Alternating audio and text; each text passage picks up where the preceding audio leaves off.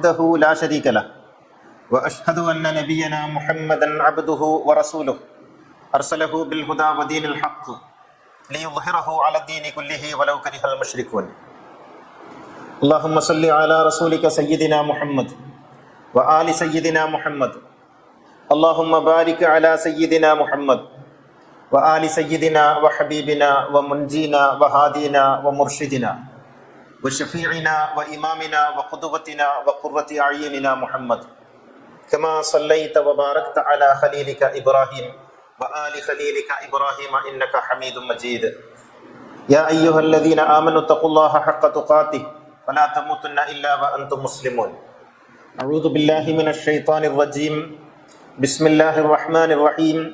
وإذا طلقتم النساء فبلغن أجلهن فلا تعضلوهن أن ينكحن أزواجهن إذا تراضوا بينهم بالمعروف ذلك يوعظ من كان منكم يؤمن بالله واليوم الآخر ذلكم أزكى لكم وأطهر والله يعلم وأنتم لا تعلمون.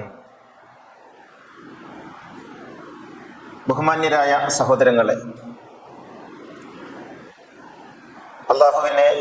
അള്ളാഹു തആല നമുക്ക് നൽകിയിട്ടുള്ള മാർഗനിർദ്ദേശങ്ങൾ സ്വീകരിച്ച് ഉൾക്കൊണ്ട് ജീവിതത്തിൽ തഖ്വയുള്ളവരായി ജീവിക്കണമെന്നെന്നെയും നിങ്ങളെയും ഉണർത്തുകയാണ്.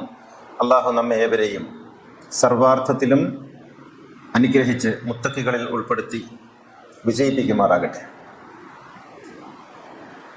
ഇന്ന്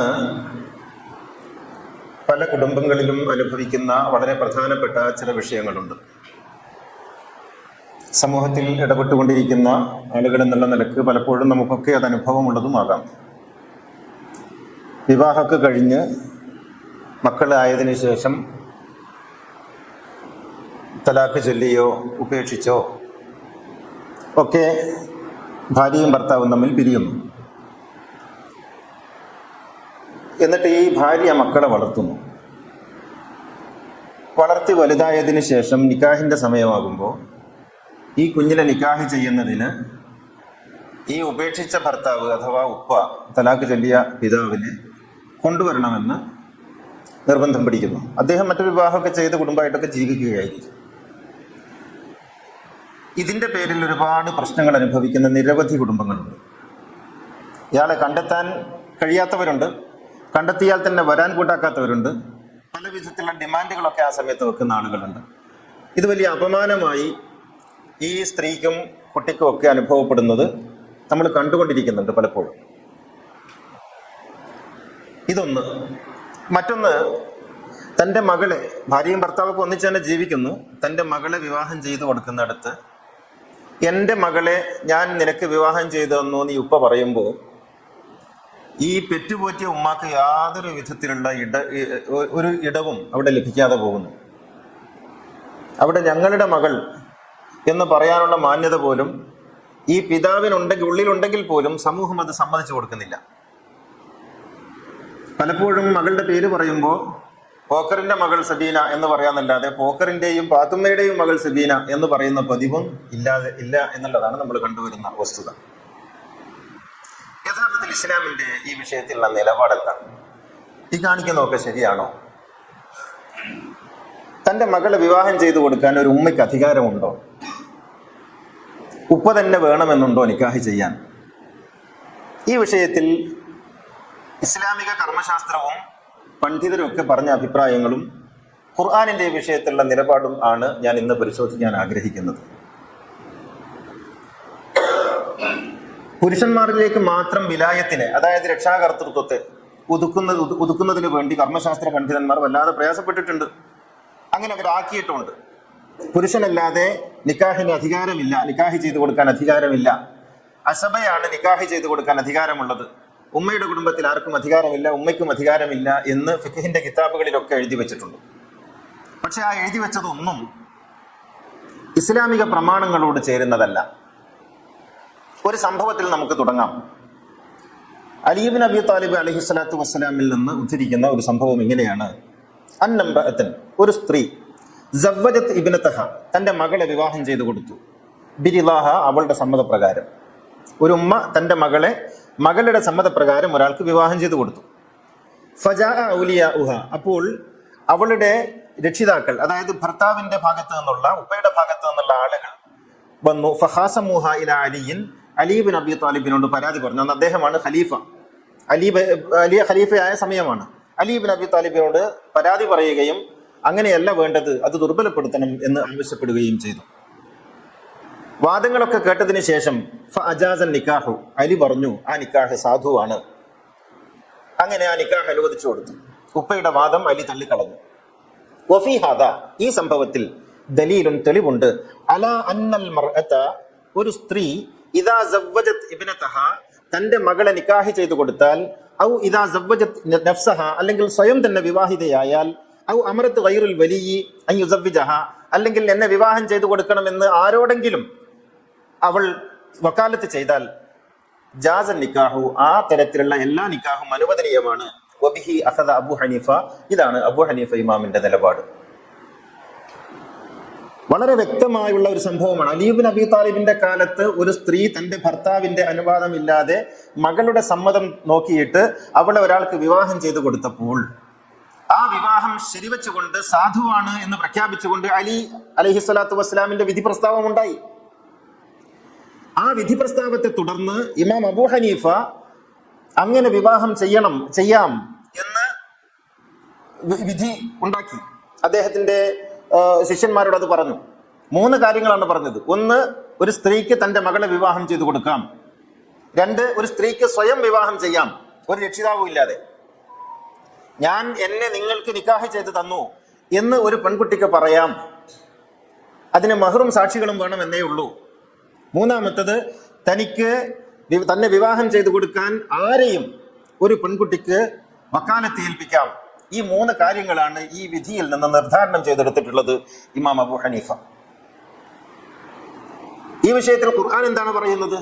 ഖുർആൻ പറയുന്നു, ഫലാ തഅദുലൂഹുന്ന അൻ യൻകിഹ്ന അസ്വാജഹുന്ന ഇദാ തറാലൗ ബൈനഹും.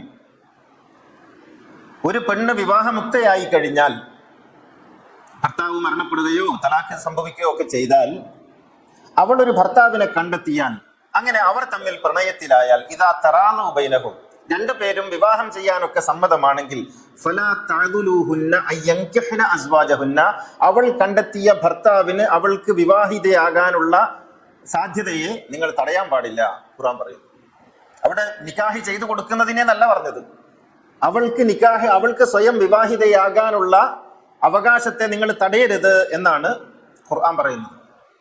എന്ന് മാത്രമല്ല ഖുർആൻ പറയുന്നത്, ദാലിക യുഅദു മൻ കാന മിൻകും യുഅ്മിനു ബില്ലാഹി വൽ യൗമിൽ ആഖിർ, അന്ത്യദിനത്തിലും അല്ലാഹുവിലും വിശ്വസിക്കുന്ന ആളുകൾക്ക് ഉള്ള ഉപദേശമാകുന്നു ഇത് എന്നാണ് ഖുർആൻ ഈ വിഷയത്തിൽ പറയുന്നത്.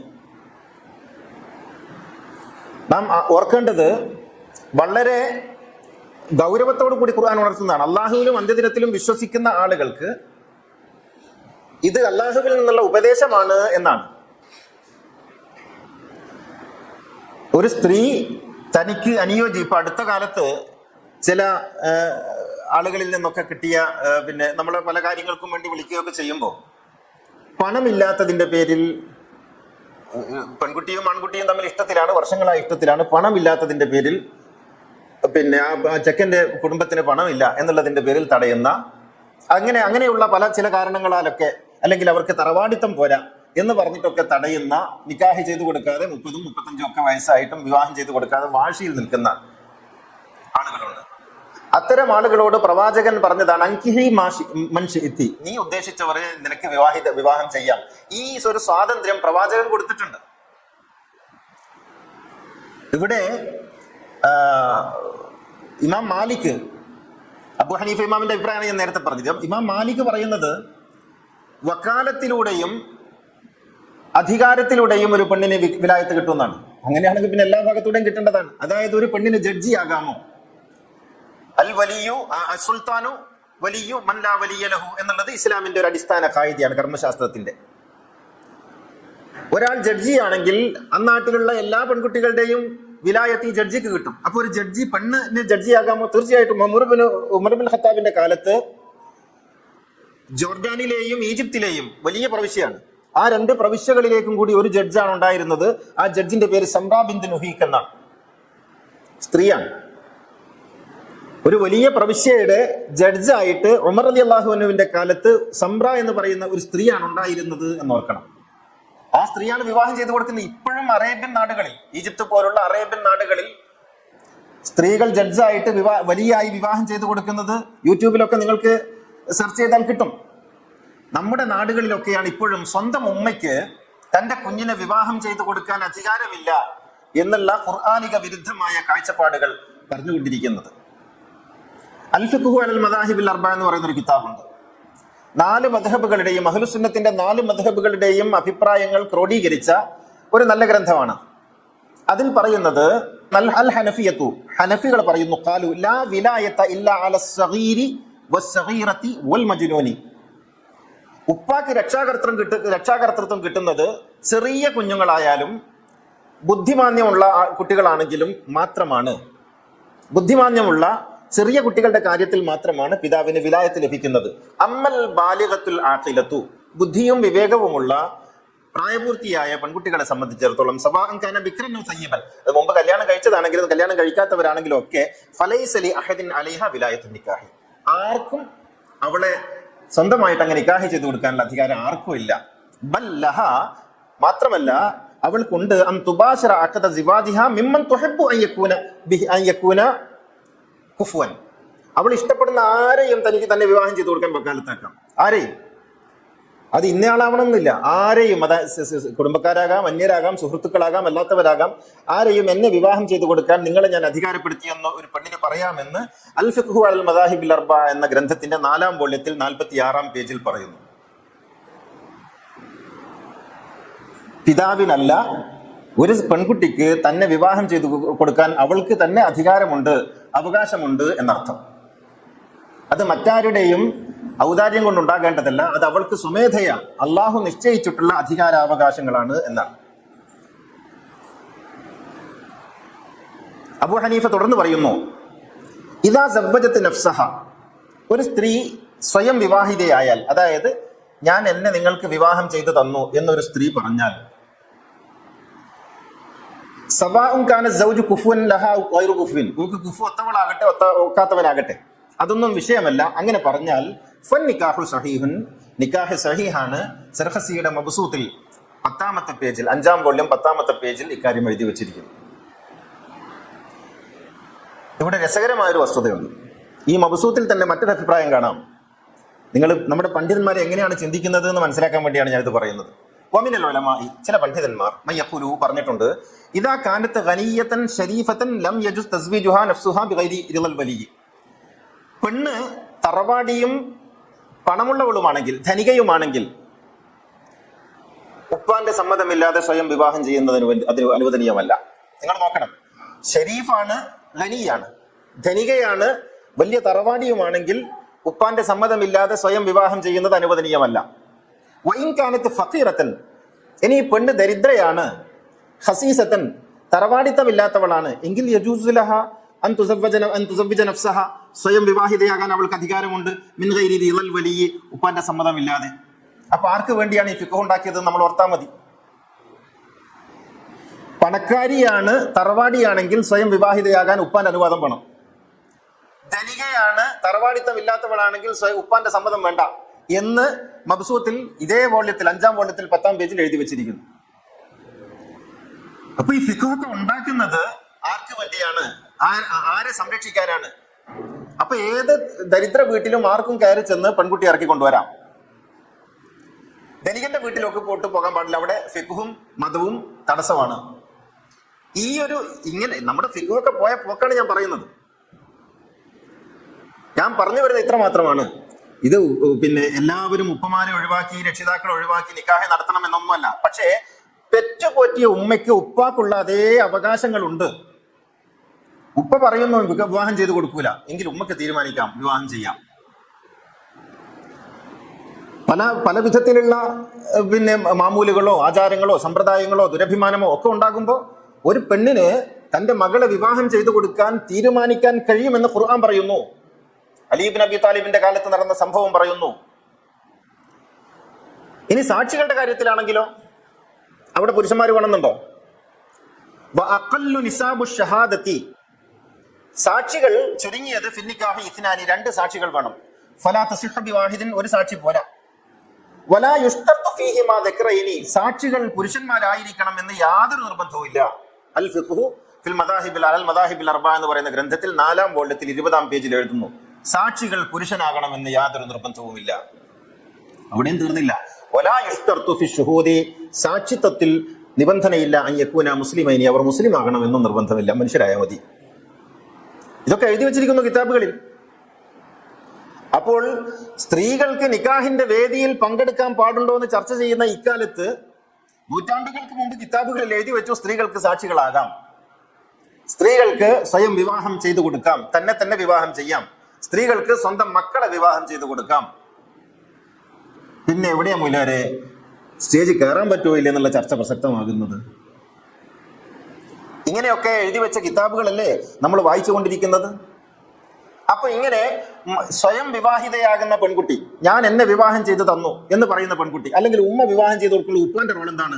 ആ റോളും കൂടി പറഞ്ഞു, റവയജഅൽ അബൂഹ ഷാഹിദൻ മഅൽ-ആഖർ, മറ്റുള്ളവരെ പോലെ സാക്ഷിയായിട്ട് ഇരുന്നാൽ മതി, മറ്റുള്ളവരെ പോലെ സാക്ഷിയായിട്ട് ഇരുന്നാൽ മതി.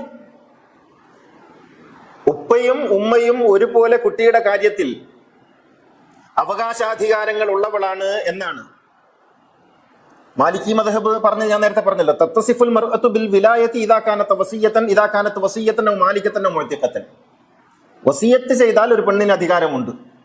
ഒരു പെണ്ണ് പിന്നെ പറയാണ്, അല്ലെങ്കിൽ ഒരാൾ പറയുകയാണ്, പിന്നെ ഏൽപ്പിച്ചു എന്ന് പറയാണ്, അല്ലെങ്കിൽ കഫാലത്ത്, അതും അല്ലെങ്കിൽ വക്കാലത്ത്, ഇതൊക്കെ പെണ്ണിന് അധികാരമുണ്ടെങ്കിൽ സ്വയം അധികാരമുണ്ട് എന്നുള്ളതിന് അത് തന്നെ തെളിവാണ്. അപ്പോ പറഞ്ഞു വരുന്നത്, ഖുർആനിന്റെയും പ്രവാചക ചര്യയുടെയും അലി ഇബ്നു അബി താലിബിനെ പോലുള്ള മഹാജ്ഞാനികളായ പ്രവാചക ശിഷ്യന്മാരുടെ പ്രവൃത്തികളുടെയും അടിസ്ഥാനത്തിൽ ഒരു സ്ത്രീ പിതാവിനെ പോലെ തന്നെ തന്റെ മകളെ വിവാഹം ചെയ്തു കൊടുക്കുന്നതിന് അധികാരമുള്ളവളാണ്.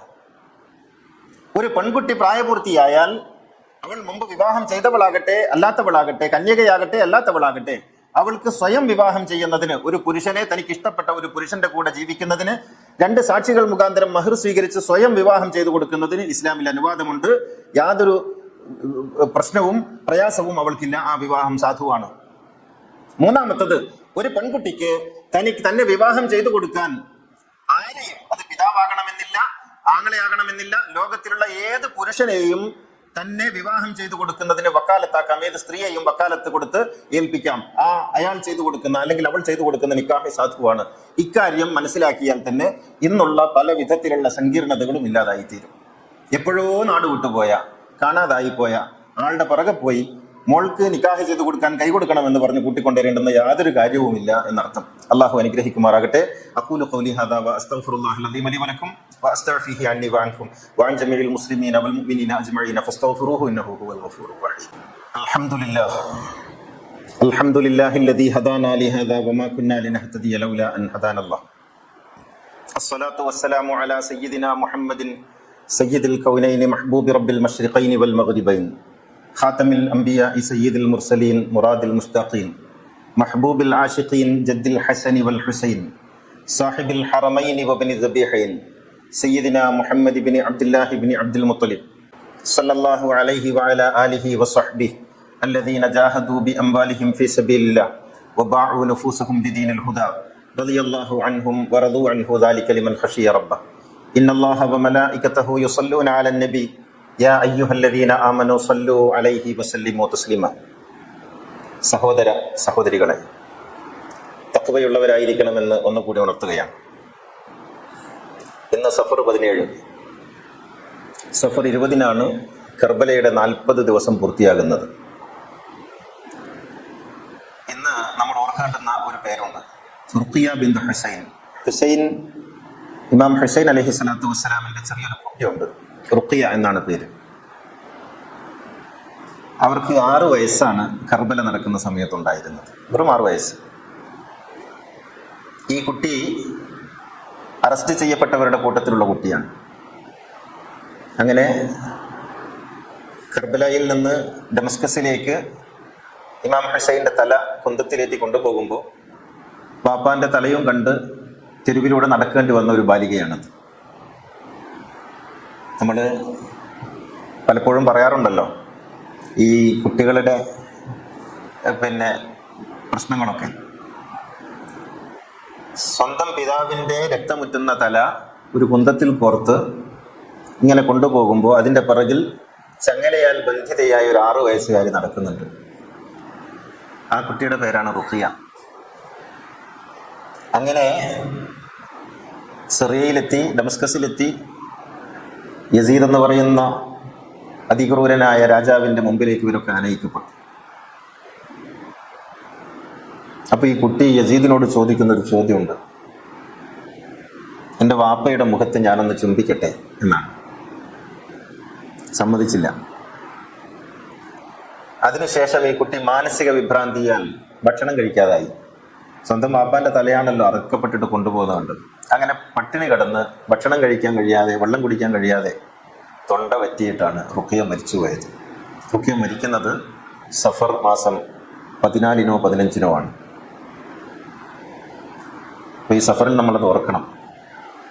സ്വന്തം പിതാവിൻ്റെ അറുത്തെടുത്ത് മാറ്റിയ തല കണ്ട് അവസാനം ആ മുഖത്തൊന്ന് ചുംബിക്കാൻ പോലും അനുവാദം കിട്ടാതെ, അത് തന്നെ ഉറക്കിൽ കണ്ട്, ഉണർവിൽ കണ്ട്, മാനസിക വിഭ്രാന്തിയിൽപ്പെട്ട് ഭക്ഷണം കഴിക്കാനോ വെള്ളം കുടിക്കാനോ കഴിയാതെ മരണപ്പെട്ടു പോയ 6 വയസ്സുകാരിയാണ് സഫറിൻ്റെ ഓർമ്മ എന്ന് പറയുന്നത്. ഇത് ചെയ്തവരാണ് ഇസ്ലാമിൻ്റെ കാവൽ ഭടന്മാരായി ലോകത്ത് അന്നും ഇന്നും വിരാജിച്ചു കൊണ്ടിരിക്കുന്നത്. പ്രവാചക കുടുംബത്തോട് ചെയ്തത് കുട്ടികളോട് പോലും. നമ്മൾ കർബലയിൽ പറഞ്ഞല്ലോ, ദാഹിച്ച് നിലവിളിക്കുന്ന കുട്ടിയുടെ അണ്ണാക്കിലേക്ക് അമ്പെയ്യാൻ മടിയില്ലാത്തവർക്ക് എന്ത് റുഖിയ എന്ന 6 വയസ്സുകാരി. ഇതാണ് യഥാർത്ഥത്തിൽ ലോകത്ത് സംഭവിച്ചത്. ഈ ചരിത്രം നാം അറിയണം. അള്ളാഹു അനുഗ്രഹിക്കുമാറാകട്ടെ.